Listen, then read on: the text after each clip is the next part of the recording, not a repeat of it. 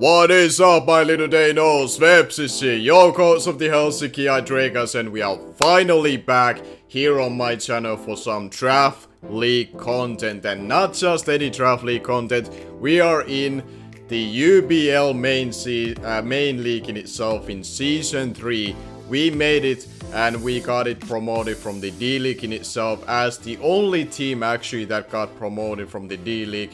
Everyone else are going to be coaches who either returned from Season 2 or got invited by the admins of the UBL League, and they were able to get a very strong lineup, as you can tell right before your screen. This is gonna be the 16 coach lineup that we are gonna be having in the UBL Season 3, and I'm very proud and excited for this opportunity to take part of it. And it's gonna be a very tough season for sure to even consider making to the playoffs, which is gonna be the #1 goal as always for myself, to make to the playoffs, and hopefully from there we can make a very solid run. But before we can even go that far, we have to select a draft for ourselves, and hopefully it's gonna be something that we can work with and strong enough to make that kind of run. And let me tell you, this draft has been one of the hardest drafts for myself personally recently. It came across with a lot of challenges that I didn't like to see, mainly because of a lot of snipes that happened. A lot of people seemed to know what they were doing with their drafts for the most part and picked a lot of great mons in a proper time, and that kind of hurt myself because a lot of things that I was looking forward to pick to my draft after a couple of first picks, which I was really happy with, the snipes kind of backfired on me. Now I had to make several plans each day, and every single day almost I had to scrap them all over and start fresh completely and see what is gonna be on the table and hope that I can get them. And that was a pretty much a everlasting circle that I was into this draft, but I'm very satisfied that I was able to get. In the end, there's gonna be one free agency change that I'm gonna be making to this draft, but it's gonna be taking effect in week 2. But that's gonna be something that I'm gonna be making a separate video when the time comes for that. But now let's go and see how the draft turned out for ourselves. When it comes to the draft order for this season in the UBL Season 3, you're gonna be able to see right before your screen, and it just happens to be that my tough luck with draft order for myself kinda continues here in the UBL Season 3, and I end up having the 13 overall pick out of 16, which isn't really what I was looking forward to, because I was really hoping I could be at least in top 10, because then I can secure myself a very strong round 1 pick to build around with. And there was a one specific mon that I knew if it's gonna be falling to me, no matter which position I'm at, I'm gonna be taking it and I'm not gonna be building around it. And I had a lot of nervousness that if it's gonna be making back to me, because I will think it's one of the best mons in Draft League format, one of the best Mega Evolutions as well, for certain. And I thought that it would be something that people would be looking into drafting before me, so I was very cautious and trying to see that if I have to make some backup plans. But thankfully I didn't have to go with any of those backup plans, because I got it. I got what I wanted in round 1, and I'm happy to announce that my first round pick ended up being Mega GoldoaDragon. Yup, Mega GoldoaDragon is back from the D-Leagues, boys, and it's gonna be putting in the work this season for ourselves, and I could have not been happier that I saw this thing failing to me. And it's like I said, one of the best mons and one of the best Mega Evolutions period in Draft League format. And for a reason, it's gonna be -20 Mega Evolution pick for myself. By the way, this season the draft is gonna be a hybrid system draft, which is gonna be a mix of point system and a tier system draft, which me and AutoMatthic came up with together for his own league, and we are gonna be implementing for the UBL Season 3. So I'm very familiar how this system works, and you're gonna be seeing how it functions. Basically, we're gonna be drafting 1 Mega Evolution each, and then we are gonna be drafting 10 regular mons when we are given 1000 points each team, and depending on which Mega Evolution you pick, you're gonna be gaining more or less points. And for myself, I lose a little bit of points from that budget, but I'm perfectly happy with that, because Mega GoldoaDragon It's gonna be a mod that I'm very happy to bring almost every single week, if not every single week. It's one of those mods out there that it's gonna be always having a reason to come into matchup, and it can flourish in some of matchups to be phenomenal wall breaker, setup sweeper, and a winning condition with its great attacks. That 165 attacks, that is insane. The 110 speed tier is really good to hit on, especially a potential setup sweeper or a breaker, and its dual stab of psychic and fighting is very hard to switch into, especially when it's able to have access to moves like knockoff, poison jab, you name it. There are so many different coverage moves that this thing has access to, including elemental punches as well go along with it. A very unique move pool so body wise, which gives it a lot of versatility, a lot of power, and that's all I could really ask for my round 1 pick, and I could have not been happier to try to build my draft around this monster. And as my round 2 pick, I'm gonna be bringing back yet again another member from the UBL D-League Season 1 days, and we are picking Greninja to pair yet again with Mega Gallade, and I love Greninja in Draft League format. I think at 120 points, I thought it was somewhat a steal, and it's a very popular pick in nowadays in Draft League format. So I knew if I want this thing, I need to pick it right now, because there's no way it's making back to me in round 3. So I scooped this one up, pretty much adding myself a speed tier that I really wanted to have, like a more elite speed tier, Mega Gallade being 110, and now Greninja hitting that 122 speed tier mark, which is very good speed tier to have.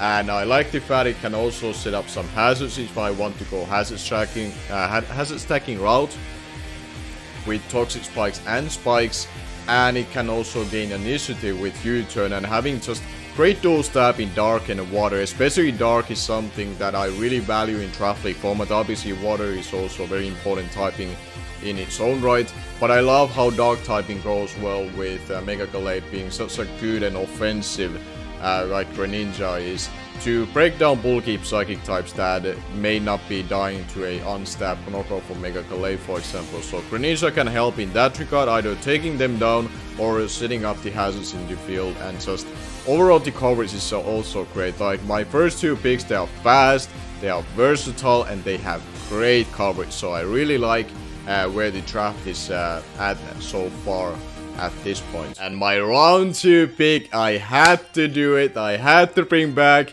another member in the UBL D-League Season 1 days from our team, being Bob the Alola Mark, one of my absolute favorites from that season. Like, that was the first season I ever used this thing, and my god, it's so good, it's so reliable. With the Gluttony Figgy Berry set is the absolute favorite. Assault Vest with Poison Touch can also be very menacing, because with the addition with Poison Touch ability giving you 30% chance to poison, and then you have Stab Poison Jab as well, or even a Gong Shot, which both also have 30%. That's basically like a 60% chance to get a poison with that thing. It's so strong as well naturally, so bulky. I absolutely love this thing. And why just have one dark type when you can have 2? And you have 2 dark types that don't even share a weakness. So I really love how these 2 can really pressure the most obvious counters that Mega Gallade would have on paper, potentially from my opponent's behalf, being those bulky psychic types. And it can also be very good for Suit Trapper, which is also a key factor to cover a little bit of that ghost weakness that Mega Gallade has. And while it's not a fairy resist just yet, being even though it's a part poison type, it still can take on fairy types. It can kill fairy types out of the picture if needed to, and it can also kill those ghost types and psychic types. So all of those typings would be lovely for my Mega Evolution not to worry about. So very happy with this mob. Bob is back, and I could have not been happier with this pick. And as my round 4 pick, we are actually adding up a little bit more bulk to the team besides Bob in round 3, and that is gonna be Gliscor, which actually wasn't an intentional pick that I wanted to do as my crown type. My actual crown type that I wanted to draft this season was Diggersby, which I have wanted to give it another go after being so long time. Then I used it last time, But surprisingly enough for me, that actually went right before me, early round 4 by DrSlaking. So shoutouts to him.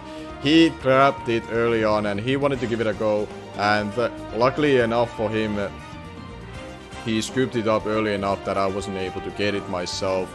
And that snipe hurt a little bit. It changed my perspective how I wanted to go with this draft.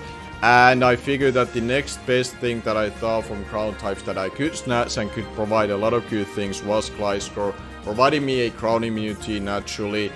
Poison heal is always a noxious and a great ability for this thing. Having access to defog and having access to stealth rock is really nice as well, and giving me another pivot and momentum initiative gainer with U-turn alongside with Greninja. And just when you think about Alola Mach and you think about Gliscor, Alola Mach having only one weakness to crown, and Gliscor basically just covers that perfectly. So I love the synergy that it has already within the team, and it provided a lot of key things on the team, especially the crown immunity and a stealth rock set as well were the biggest things for me for grabbing this thing. And as my round 5 pick, I did make a little bit of a reach pick with this one, I will admit. But I love the synergy that I thought about Dragalsi having on my team, which might not seem at first glance, but hear me out, cause there were a couple of reasonings why I wanted to go after this thing synergy wise, and also considering the dragon types that were available. A lot of the dragon types were starting to get already taken, or the ones that I thought were most valuable in my eyes to be considered taken were already gone from the table.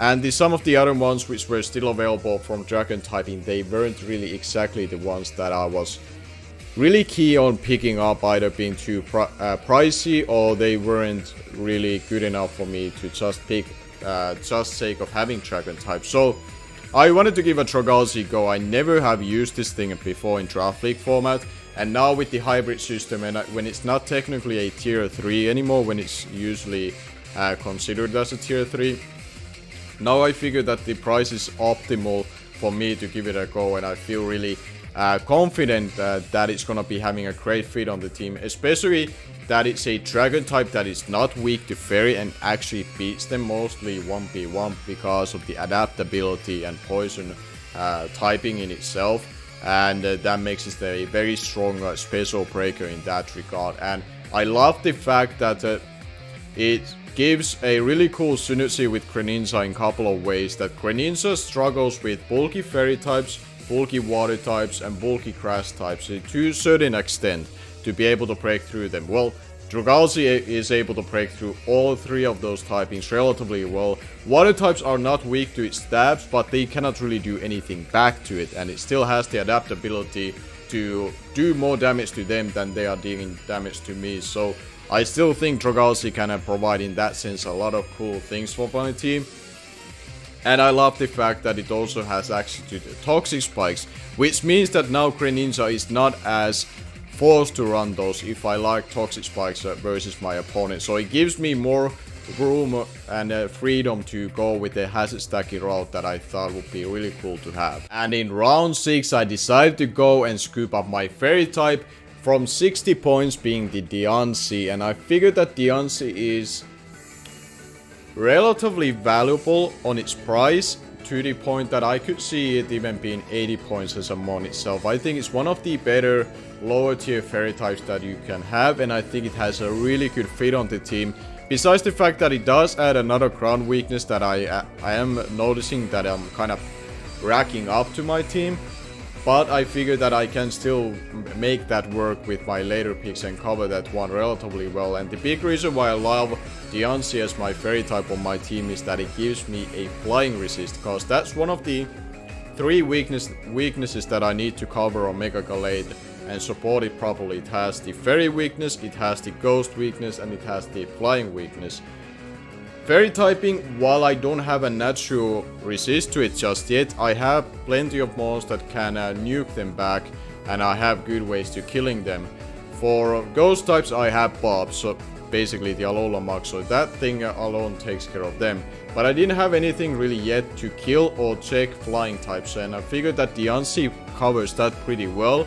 and it gives me my second stealth rocker, and adding to that hazard stacking core that I'm building on my team as a potential tool for my matchups, and overall they can really help my offense to deal with the opposing teams a lot easier. Like my Mega Gallade has a lot easier time this way, and Greninja has a lot easier time, etc, etc. So I thought Diancie should be a really cool fit on the team, and I figured that it's better for me to pick it right now, because I saw some teams that are picking after me that could be having a potential fit on picking a Diancie. So I wanted to cover this one right now, so I won't get sniped from it afterwards. And in round 7 I decided to go and scoop up myself Piloswine from 60 points, which I thought is a really good value for a reliable secondary ground type that is not weak to ice like Gliscor is, and it gives me my third stealth rocker and also some key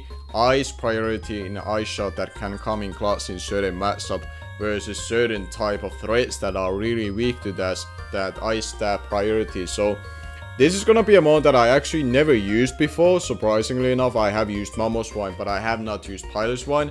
So I'm actually really excited for this one. And considering the fact that all of the groundwater types, including Swampert, Gastrodon, and Seismitoad, all of those 3 were taken by now. So at this point I thought that, okay, well, I have to scoop this one up just to make sure that it's not taken away from me, because then I would be in a position that I really did not like to be at.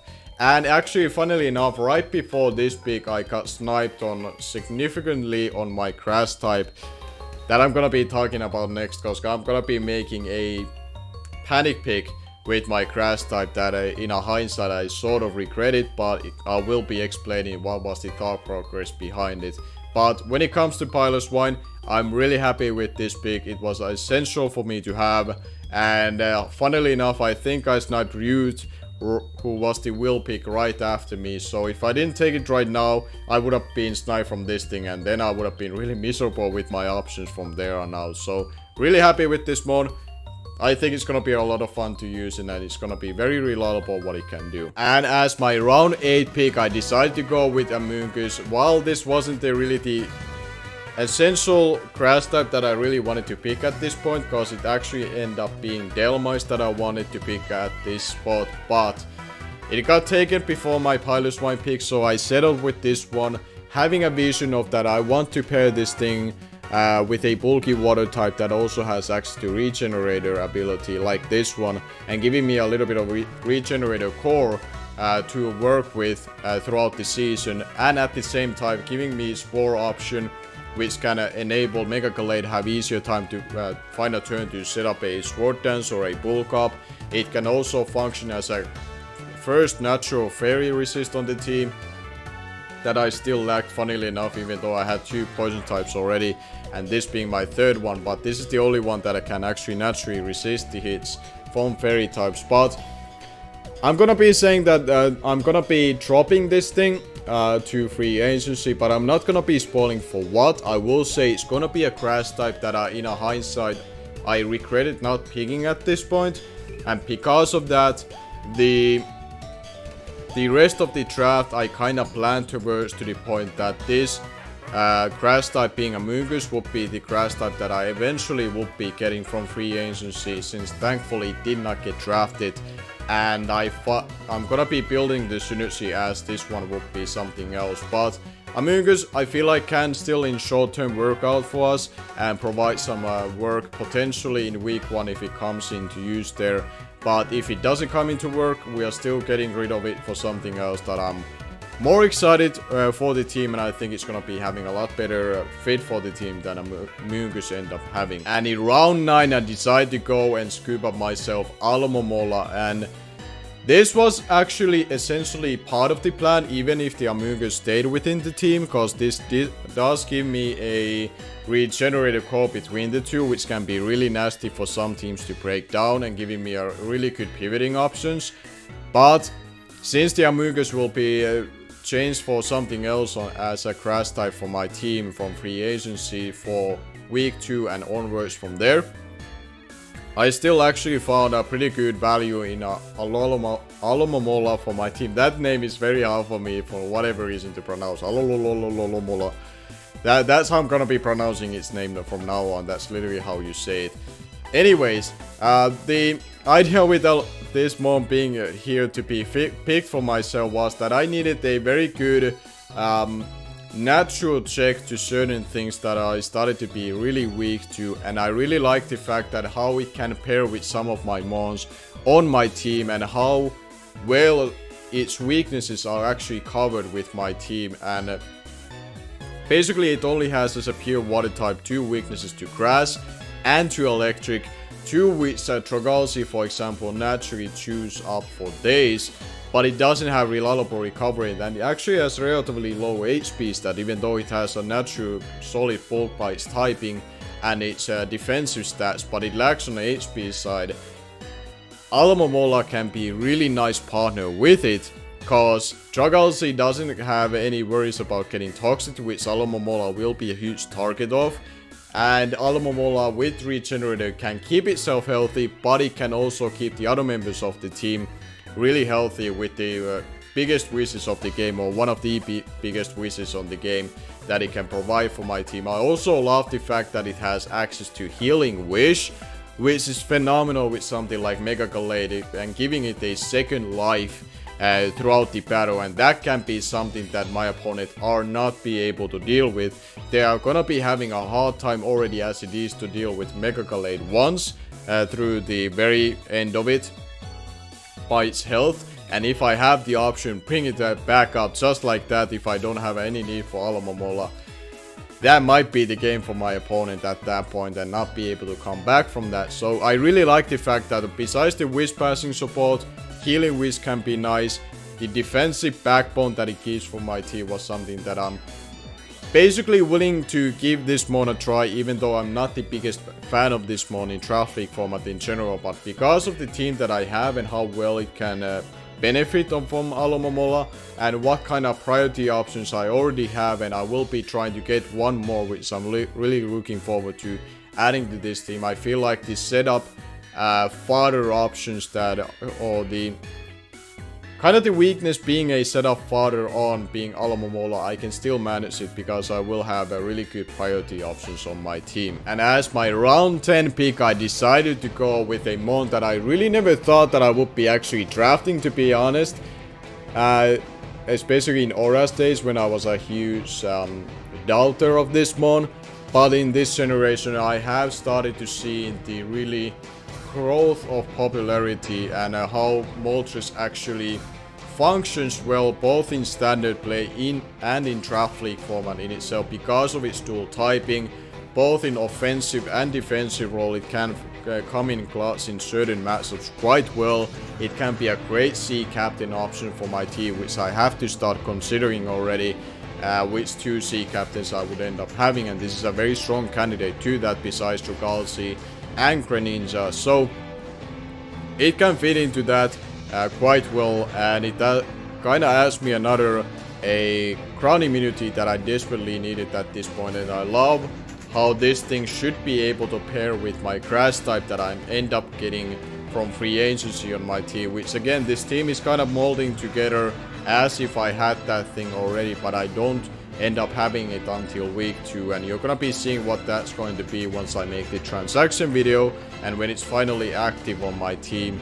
And yeah, that is gonna be Moltres. Really excited to have it. I think it's gonna be very nice offensive and defensive threat for me to build around with, and it should be something that I can make work on my team. And in round 11, in the last round, I was able to scoop up myself my Steel type in regular Caesar for 140 points, and this is, fun fact, my second favorite mon of all time. This was for the longest of time actually my favorite mon until I came across with Hydreigon, and that thing obviously changed.